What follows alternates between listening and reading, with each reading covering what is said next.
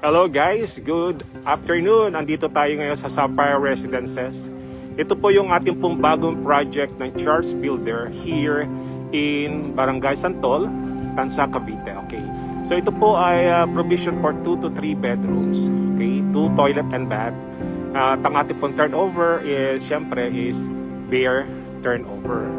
Okay, pag sinabi pong bare, hindi pa po, wala pa po siyang tiles, wala pa room partition. Pero malaki po siya kasi 58 po yung kanya pong floor area.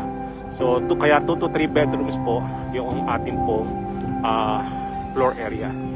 Okay, so ayan po yung ating pong model house. At ito po yung pinaka main road, Barangay Road. Ayan, malapit lamang po to sa SM Tansa at Robinson Tejero. Okay, kung makikita nyo po, okay, andito po yung development area. Okay, so habang mura pa po ang ating pong mga unit, i-grab nyo pong opportunity to have it, no? Sayang pong opportunity kasi through Pag-ibig po ito. Okay, so sa ngayon po naka-promo po kami na sa reservation. So kung interesado kayo at qualified po kayo to reserve, okay, grab the opportunity to have your own home. Okay, ayan po, ito po yung development ng ating pong subdivision. Kung makikita nyo po, marami na pong mga tinatayong bahay ito sa Bandaron. Ayan po. Okay, so kung kayo naman po ay naghahanap sa parting Tansa, sa may parting Amaya area, meron po tayo Istana Pacey, the same unit din po, at meron din po tayo sa area ng 13 sa may De Ocampo. Okay, so if you want, kung kayo po ay malapit lamang sa lugar na yon, sa may Amaya, okay, or sa 13, pwede ko po kayong tripping para makita nyo po yung actual property.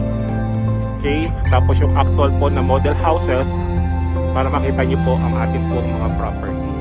So the same house din po, the same no, ang difference lang po is syempre pagka develop na po yung mga project, medyo mataas na po yung ating pong binabayaran na monthly DP po.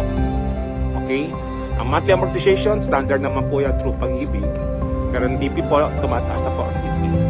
Pero dito po sa Sapphire Residence, mura pa po kasi pre-selling pa po tayo dito. Kaya i-grab po opportunity habang meron po tayo. Grab it now while you can. Habang bata ka pa, habang maganda pa ang trabaho mo, i-grab mo ng opportunity. Okay? Ayan guys. Okay? So again guys, this is Red Saliba. Kung kayo po ay nagtatrabaho sa EPSA, pwede naman po kayo kumuha ng co-borrower. Hanggang 2 co-borrower po pwede nyo kunin. Okay? Ayan po, laki ng bahay. Okay? Ayan po. Mamaya po, makikita nyo po sa mga posting ko yung pong mga loob, yung mga dress up unit saka turnover unit. Okay, schedule po natin na tripping, no?